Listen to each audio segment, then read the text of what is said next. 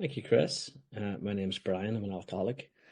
Thank you, everybody else who did service as well, and thank you mostly to those who came back after last week's introduction. And I guess that's from the outset, and certainly after thinking about it on the day of last week's meeting, when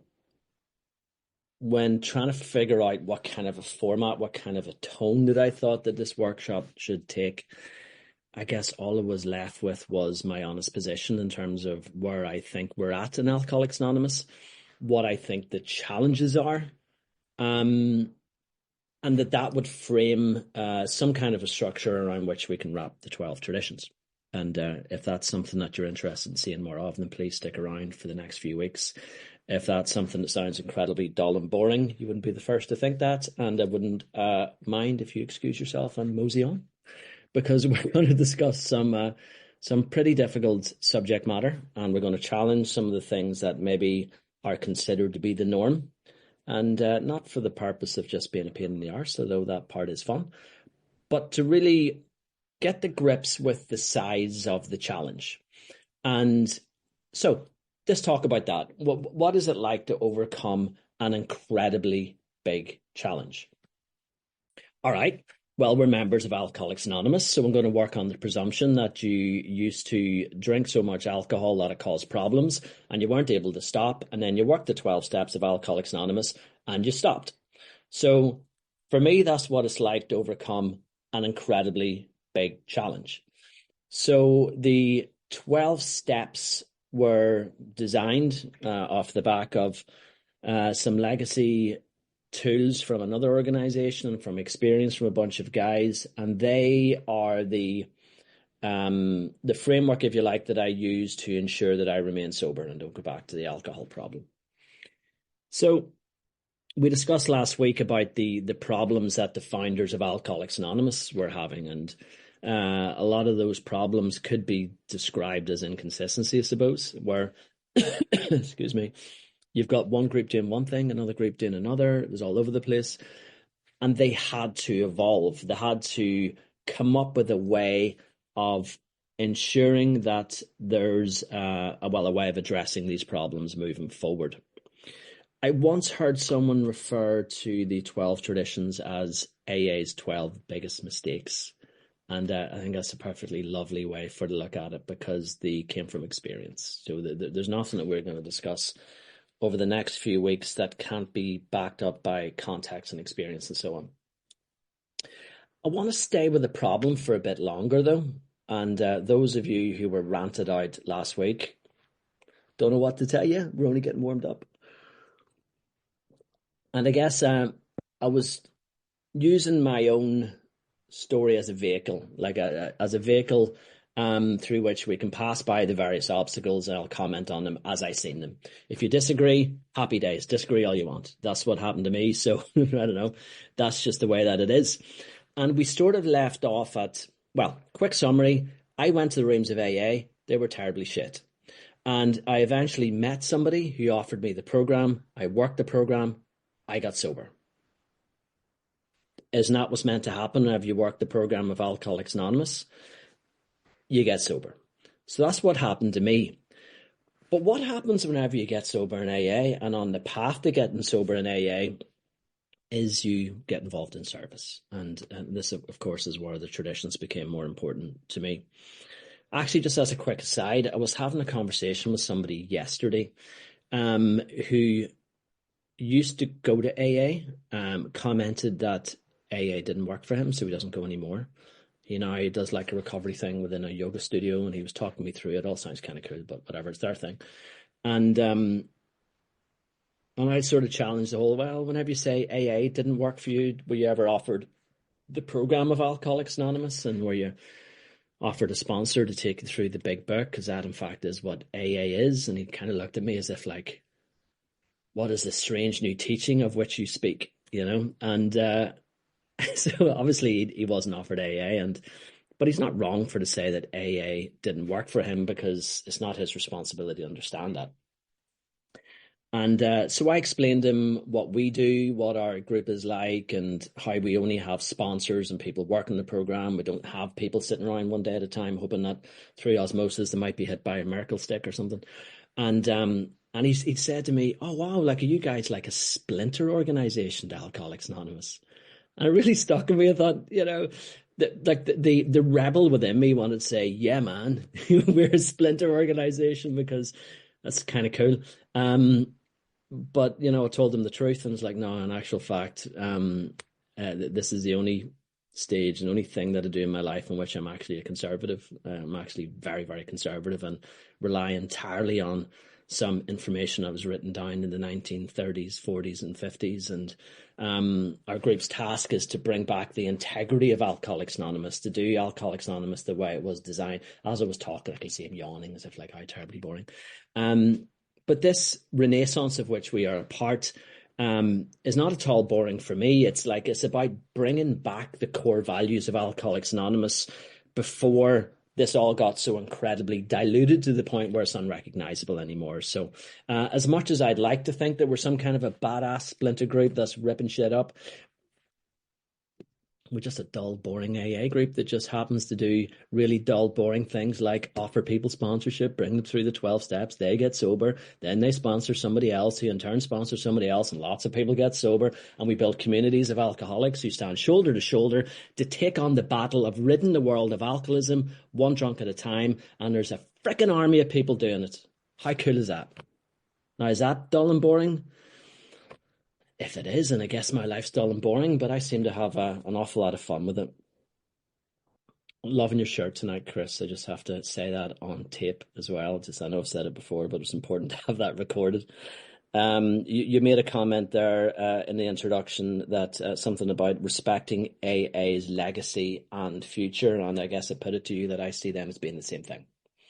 In this present moment, we're looking back in order to ensure that we can look forward in such a way that we can see consistency and we can carry on with this idea of just sponsoring people and getting them sober. And then, the service structure of Alcoholics Anonymous to me is a civil service, if you like, that's wrapped around the task of ensuring that I can sit with a guy going through the book.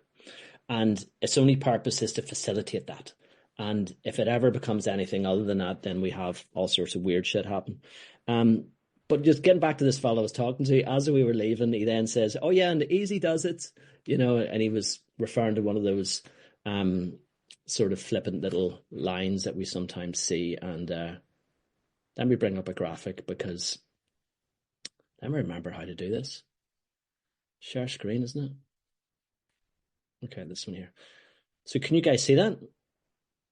No, okay, that's disappointing. What about now?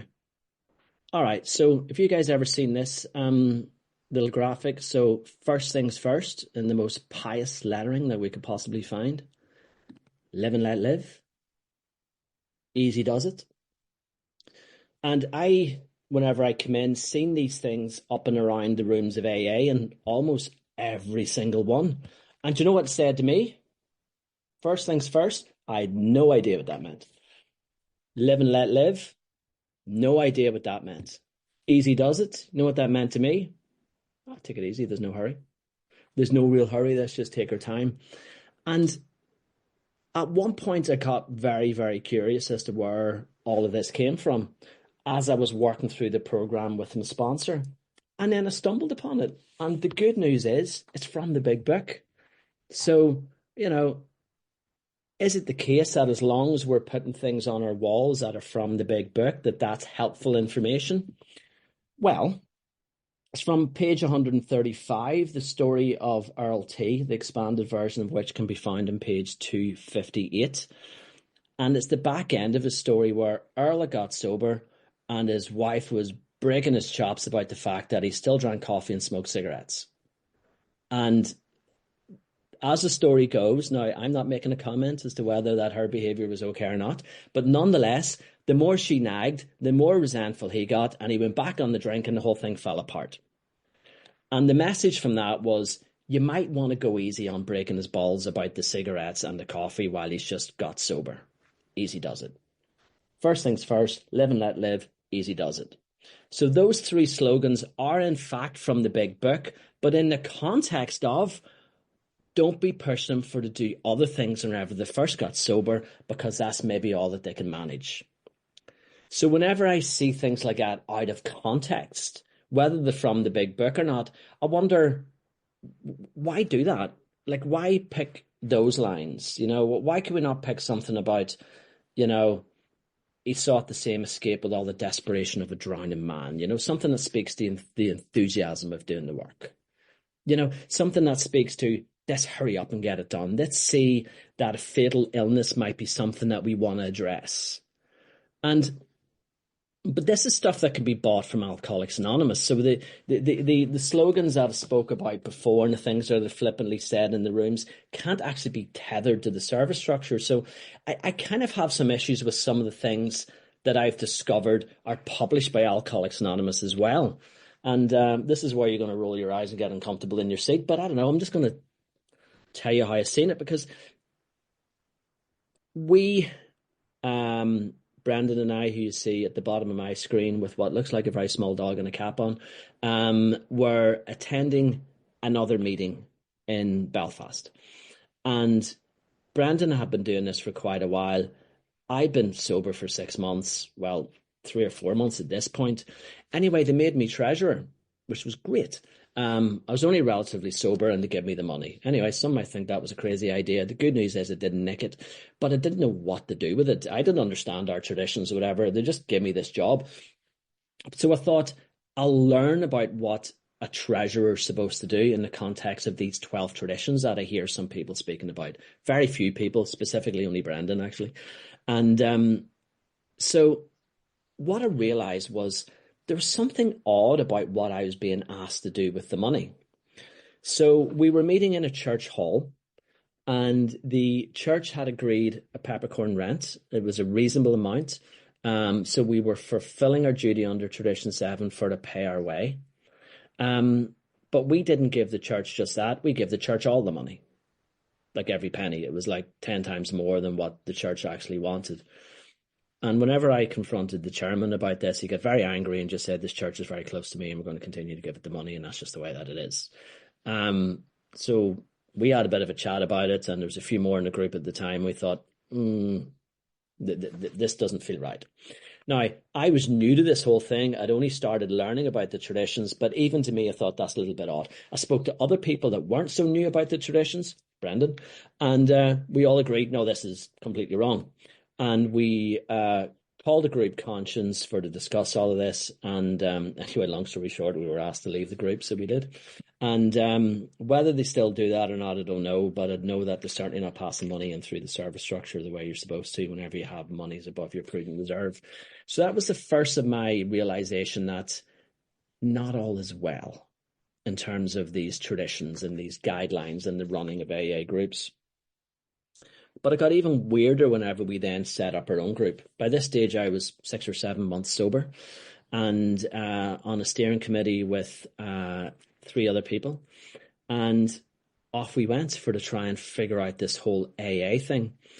And within weeks, within the area meetings, which is the equivalent to intergroup in the United Kingdom in terms of the tiers, so 1 tier down from the groups, they were discussing that we should be removed from the directory and we should be kicked out of Alcoholics Anonymous and all this stuff that I thought was really odd. And whenever we tried to investigate why, there was a couple of reasons given. One, that we were often offering sponsorship, and that's a complete no-no. We touched on that last week. But the other one was that we were a big book study. Now, my sponsor had explained to me that big book studies were the way forward. And I got sober by studying the big book. So I couldn't for the life of me figure out why on earth would these guys be annoyed at us for going through the text of Alcoholics Anonymous. Like, we were very pretentious, sitting with little highlighters in our books and all the rest. But, we weren't doing any harm. But let me just show you something that was used as a rationale behind this. There's the Service Handbook for Ireland, which is referred to as the Green Service Handbook, because all things in Ireland are green. Has this line here. Can you guys see that? where it's highlighted and it says the big book study movement is outside the structure of Alcoholics Anonymous in Ireland. The big book study movement. So whenever this was quoted back to us, we asked for information on what is this big book study movement that you're referring to. It's like, well, studying the big book. Anyone who studies the big book is outside of the structure of Alcoholics Anonymous, whatever outside of the structure means. But nonetheless, we're not allowed, and they wanted to kick us out. And, you know, those of you who've been kicking around different jurisdictions are probably looking at me as if I'm losing my mind, you know, that this could not possibly have happened. But this happened. So at that point, I had no choice but to get really, really, really well acquainted with the traditions of Alcoholics Anonymous. Let me tell you how easy that was. I read the fucking book. That was it. And I was doing a traditions workshop for a group in Edinburgh like this one time before, and a member of our group had logged on and my screen was off because I was doing my tie or something. And I heard him saying, I don't need to learn the traditions because Brian learns them and he's our traditions guy.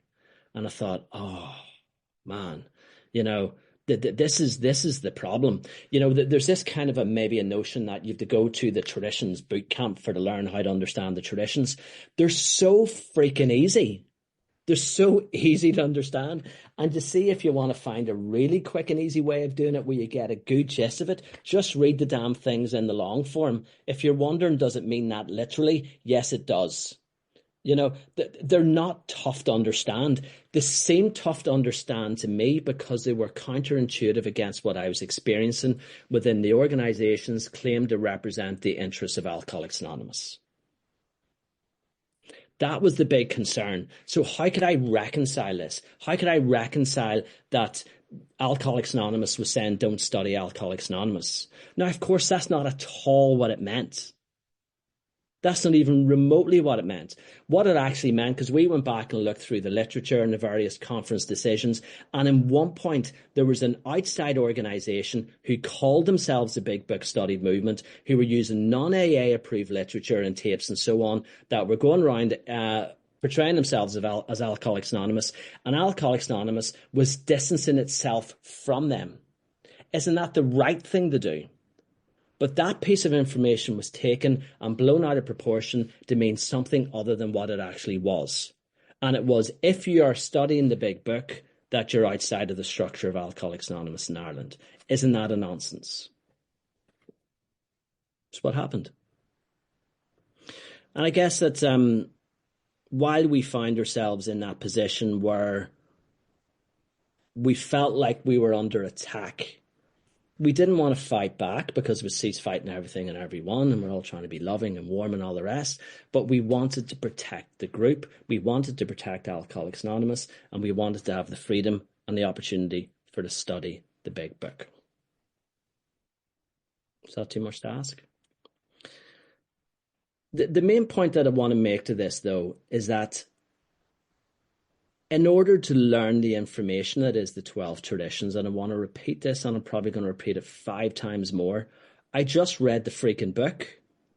You know, there's no mystery here. You know, so whenever we're sitting around at business meetings and hardly anybody knows anything about the traditions, and then, you know, you would just say about, you know, the groups that don't follow the traditions, well, it's not their fault because they don't know they're doing their best. I struggle with that because everybody was given the same resources that I was given, that we were given. It's not like AA says, all right, we'll let Belfast Recover Group have access to the books on the traditions, but nobody else gets to have access to that material. Like, you know, it's all there. It's there for the reading and for the studying. So if you don't bother your arse reading it, you can't blame anybody else. So whenever I was speaking last week about how I can see how we've moved so far away from the message of Alcoholics Anonymous in some places. And whenever I was saying things like, you know, you turn up at your business meetings and you just have people arguing over what their opinions are rather than tethering that to the spiritual principles of Alcoholics Anonymous. You know, there's no excuse for it. I can't think of an excuse for it. Maybe is there a place where you can't get books or something? Or I don't know, perhaps. So where did this all go so horribly wrong? Um, the truth is, I don't know. And I guess that I've listened to and I've read all sorts of theories over the last few years from AA historians or AA speakers who have their viewpoints and whatever. And I really, really struggle to attach myself to any of those real, with any real integrity to any of those viewpoints. But the one that seems to sort of stand out to me, and it seems to match some of the figures that we're going to take a look at, relates to the passing of the Hughes Act in 1971 in the United States. Now, I'm not going to get into the ins and outs of what that actually means because I don't know the full details, and AA historians would be better advised to give you more details on that. But the gist of it being that alcoholism was given a higher classification in terms of how it was recognized as an illness, which is a good thing. And then off the back of that, treatment centres were able to position themselves in such a way that those sufferers going to treatment centres can claim from medical insurance. So you had more people going to treatment centres, you had more people getting sober. Isn't that a good thing? Now, I have no opinion on treatment centres, so I'm not saying treatment centres in and of themselves are a good thing, but it certainly strikes me that at a government level to recognise alcoholism as an illness, that a classification that would justify that kind of response, to me feels like a pretty good thing. What then happened? Well, treatment centres are what they are. They had a look at what Alcoholics Anonymous were doing, sort of like that whole 12-step deal, and then they come up with like little hybrid versions of that had people sitting around talking about their problems. It all became sort of quite psychosomatic and a little bit Freudian in terms of the way that things were done. Anyway, they did it other than the way we do it. They don't have our traditions, nor should they have, because they're not AA. They were just doing their thing. But there were bloody loads of them. I was in one of them. I was encouraged to talk about my problems quite a lot. And then what happens whenever you go out? Well, they were encouraged to continue going to AA meetings and go there and talk about your problems. And, you know, these guys went to AA meetings and there was people sitting with their big books and their highlighters and learning about the 12 steps. And then the net result of that, of course, was they thought this is not for me. So they set up their own groups. And there were these open discussion meetings and there were so many of them that they completely overwhelmed Alcoholics Anonymous. And that's the version of that story I prefer. Not because I like it, because I've seen enough evidence to support it. I want to quote you from the AA Grapevine in April 1946. This is Bill Wilson writing. So long as we regard this as our primary purpose, we shall not be diverted by false goals. Sobriety, which he defines as freedom from alcohol, through the teaching and practicing of the 12 steps, is the sole purpose of an AA group. I repeat, sobriety, freedom from alcohol, through the teaching and practicing of the 12 steps, is the sole purpose of an AA group. An AA group has no other purpose. The teaching and practicing of the 12 steps. That is not my opinion. That is stated in the Grapevine magazine by Bill Wilson in 1946. So time went by and things developed to go downhill. And there's an interesting article that was to be found within AA literature. Let me just bring this up, actually, because I think it's worth reading. Let me put it on the big screen. Where is it? Sorry, guys, bear with me. I'm terribly out of practice at using this.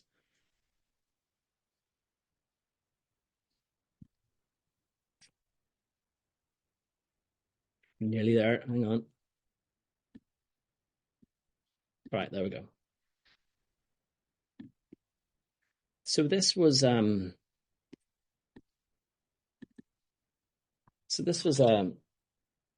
speech given by a chap called Bob Bacon, who was a delegate in Northeast Ohio, April 1976, 5 years after the Hughes Act.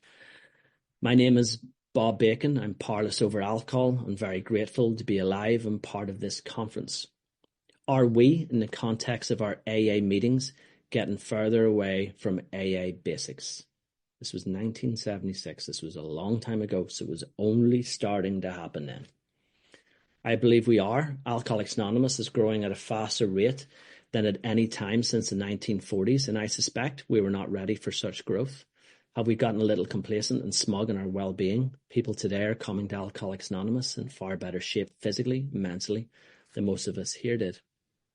We need to show them how we learn to stay sober. If our meeting consists mostly of drinking experiences, our ideas and opinions, we're not doing our jobs.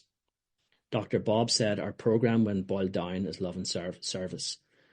We need to show all the newcomers that we love them as we were loved, and we have a way of life we wish to share. If our meetings are nothing but drunkalogs and meaningless chatter, we are not showing them how it works. In AA meetings, we reached out with love and told people these are the steps we took, and we had to go to any length. Is that what the newcomer is hearing in our meetings today? To me, it is vital to the survival of our fellowship that we make certain the people coming to us for help are made aware of the Big Book, the 12 steps and traditions as possibly their only hope for survival from alcoholism. If we fail to guide them to our program of recovery, our fellowship will not survive. Our future is dependent upon a continuing stream of recovered alcoholics. In today's frustrating world, our program works better than ever. Are we doing a good enough job sharing this with the thousands of people coming to us now? Shouldn't we be given these people all three legacies of recovery, unity, and service? We have to tell them more than don't drink and go to meetings. If all we talk about is our drinking, our ideas, our opinions, my day, or the way I do it, we are not carrying the message, we are carrying the illness. We should be talking about recovery. I do not believe we are. Are we stressing the real value of the Big Book? You can go to meetings in my area where you can't find a Big Book. Lately, when I'm asked to lead a meeting, I have to take my Big Book with me. I don't want to lead a meeting that doesn't have a Big Book. We hear many people lead meetings and never mention the steps or Big Book. Is it because nobody told them how very important the Big Book is? Do we forget to tell the newcomer that what is in the Big Book can save his or her life? Our total program is in the Big Book and only in the Big Book. Shouldn't we be telling people that? We hear a lot of ridiculous things like there are no muss in AA. My Big Book reads differently. People say this is an individual program that we can take the steps any way we want. Dr. Bob said, and I quote, there is no such thing as an individual interpretation of the 12 steps. If we are not honest with the new people and tell them how important each step is, who will tell them? Some people seem to think the steps are a necessary evil instead of a life-saving prescription for happiness. In 1965 at Maple Leaf Gardens in Toronto, most of us stood with Bill and said, I am responsible. When anyone anywhere reaches out for help, I want the hand of AA always to be there, and for that, I am responsible. Being at that convention is the reason I am standing here now. We are the guardians of this fellowship, and maybe we need to do a better job of sharing what it is all about. Are we still responsible? Just pause for effect and let that question lie in the air for a while. You know, am I responsible? Look, I would much rather be sitting watching Netflix than sitting here talking to you guys about this stuff. You know, I feel a sense of responsibility to talk about the problem as I see it. I think it's important that we talk about some of the things that we touched on last week. Like, for example, whenever I reached out my hand to AA using Google, the hand of AA was not there because we didn't understand things like domain optimization. Because my journey continued. We started the group grew, some people got sober, we're able to work out all these differences, we're able to integrate with the service structure at some point, and then boom, this thing happened, and all of a sudden we're in lockdown. What do we do then? What then happens? You know, we were then in this situation where we had to come up with online meetings. And I received a phone call from the conference delegate at the time. There was a woman in a different group was actively involved in this, and we're trying to figure out what the hell do we do. Do you know what we used to try and figure out the solution to that problem of online meetings with technology that none of us understood? The 12 traditions of Alcoholics Anonymous. We come up with no new ideas. And I guess that in the midst of all this talking about the challenges and the problems, what I will say is that with every challenge and with every problem that I faced after getting sober and embracing Alcoholics Anonymous as a group, the service structure as an organization, the answer always came from the same place. it came from the 12 traditions of Alcoholics Anonymous.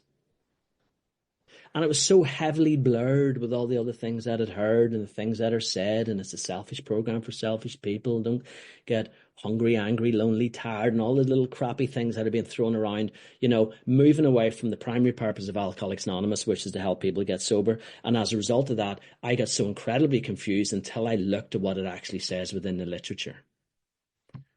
Let's look what happened globally as well. I want to go through just a couple of quick stats and then I'll go back to chatting again because it's much more fun. Bear with me and please forgive me for being so clumsy with this stuff this evening because I haven't hosted a meeting for quite some time, so I'm out of practice. They don't let me do it anymore. I'm surprised. Okay, so these, can you see that? Oh, good.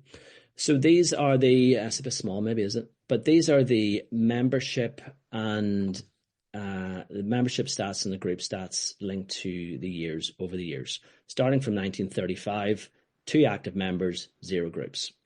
Now, this is published by AA World Service. It came from the General Service Office. If you're going to ask questions later on as to how this was calculated, who worked it out, whatever, don't ask me. I have no freaking idea. I just took it off the AA website. And what it shows is 1935, 2 members, 1940, 1,400 with 50 groups. This fast-tracked to 1980, 907,575 members with just over 42,000 groups. But it seems to peak at about 1990 in terms of membership, 2,047,000. And it sort of goes up a wee bit and goes down a bit, but just sort of stays in around 2 million right up until the end of the story, which is in this particular chart in 2020. What continues to grow, though, are the amount of groups. The groups went from then from 93,000 to nearly 130,000, but without increasing the size of the membership. Now, why does this matter? Like, why is this relevant? What point am I trying to make here? Well, that to me looks like a huge failure. So let's talk about that.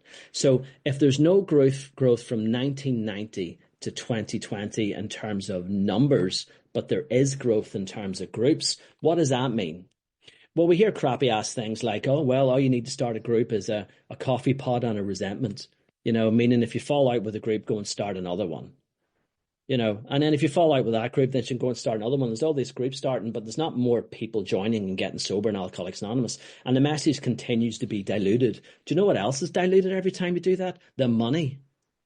The amount of money that we need to pass through Alcoholics Anonymous becomes less because we're spending so much money launching all these groups instead of focusing our attention on growing the membership. Okay, you might argue, well, at least it's remaining plateaued. It's not remaining plateaued. It may well look like it is, but what actually happened was if you look at the population in 1996, it was 5.7 billion. And then at the end of that story, it increased to 8.8 billion. So if even would have done nothing, the population growth would have seen a growth in the membership, even if we hadn't improved our activities. But let's just say that that's not accurate because you have to go further back in time because those people needed to grow older in order to become alcoholics in order to join. Well, the population growth between 1980 right up to the end of that chart was 85.3%. More than 85% growth in the population, and we just stayed stagnant. More women joined Alcoholics Anonymous. More young people were reached out to within Alcoholics Anonymous. What happened? We stayed stagnant, except we opened up more groups and spent more money and became more wasteful and became less efficient. That's how it looks to me anyway, as somebody who's in business. I can't really see how that makes sense. I know that if you take a number and you divide it by 2, you've got half the amount. I'm pretty sure that that's a consistent viewpoint. So, I look at these things and they don't make sense to me. I don't really understand how we can look at what's happened over the last decades and feel that we're doing okay. Because I think we're doing terribly. I think we're doing awfully. I think whenever I meet up with a man like I did today who says things like Alcoholics Anonymous didn't work, and then I later, when questioned him, find out that he wasn't given the program of recovery, which is Alcoholics Anonymous. He wasn't offered sponsorship. He wasn't offered the 12 steps. What he was offered was sit around our freaking rooms one day at a time and just hope that things get better. Well, they didn't. And he left. And do you know what happens whenever people leave Alcoholics Anonymous, where I come from? They all sit around patting each other in the back going, well, he obviously didn't try hard enough, or this wasn't his time, or he wasn't ready. Well, my sponsor has me ask myself, did I give that guy the opportunity? Did I give that guy the chance? Did I offer that guy the program of recovery? I guess that's important, isn't it? So where do we go from here? Well, let's maybe touch on how some of these slogans and comments, I guess, have become ingrained and considered to be part of Alcoholics Anonymous. And then I'm going to outline what I'm hoping to do over the next few weeks. I'm just realizing I'm running out of time very quickly, Chris. I'll do it in the next 5 minutes. So anecdotally, there's a story that I really like, and it relates to King Charles II, I think. Chris will correct me if I'm wrong, because he's a bit of a historian, who was very, very fond of his little spaniel dog. And so much so that he brought in a law that in any government buildings in England, you can bring your dog as long as it's a King Charles Spaniel. So you would have people turning up at government buildings like the Palace of Westminster, and they'd be told you can't bring your dog in, and then they would say it's okay, it's a King Charles Spaniel, at which point they were allowed to bring their dog in. So anyway, it's like, there's like weird bylaws you see in England. Like if you're in Bristol and you need to take a wee, you can do it in a policeman's helmet, like all those weird things. It was one of those. So this was so heavily entrenched that you can bring your King Charles Spaniel into government buildings should you choose to do so, and nobody can stop you. Anyway, this was investigated at some point in the 1970s. It was realized it was just completely made up. Somebody made it up as a joke at one point, but it was said that many times over and over and over again that it was etched into the consciousness of the population, and it became true because it was said so often. Like, think about how absurd that is, but it was believed. Do you know what else is absurd? The best advice I can give you is just don't take that freaking drink one day at a time. And that's been said that many times that the one day at a time message is considered by some people to be the message of Alcoholics Anonymous. How many other King Charles Spaniels do we have floating around here? How many other nonsensical things do we have to remove in order to get this whole thing tidied up? I suggest there's quite a few. All right. So how do we do it? Well, let's have a look. Let's see if we've got another fun graphic, because it's easier for me to explain this way, and easier way for me is always the better way. Right, so what we're going to do starting next week is we're going to stop complaining and talk about these.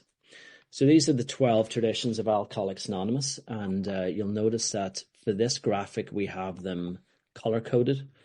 So the one on the left, tradition 1, unity, is color-coded with tradition 12, anonymity. So we're going to talk about those two first. We're going to go 1 and 12 for the bookend the traditions. The reason being, we're going to refer to, which with each tradition as we go through them, we're going to ask the question, are we achieving the why of tradition 1 by using the method of anonymity in tradition 12? Come back next week to see what that means. Those of you already know what it means will be nodding, but that's the way we're going to do it. So we'll cover those two, and then we'll go through the pale blue ones that relate to the group, authority, membership, anonymity, and autonomy, and the primary purpose. Then we'll talk about the money, so endorsement, self-supporting, and non-professional. Then we'll talk about what we're not supposed to do, like getting organized and have an opinion and promote. So that's the structure we're going to take moving forward. No more talking about the problem. Let's get into the solution. Let's use the principles of Alcoholics Anonymous to address this issue. But do not think for 1 second that there's not an issue to be addressed. And do not think for 1 second that the issue that we've addressed is going to be an easy one. But if we really, really pull together and get stuck into this, I think we've got a good chance. Thanks, Chris. Thank you very, very much, Brian. I'm just going to stop the recording here.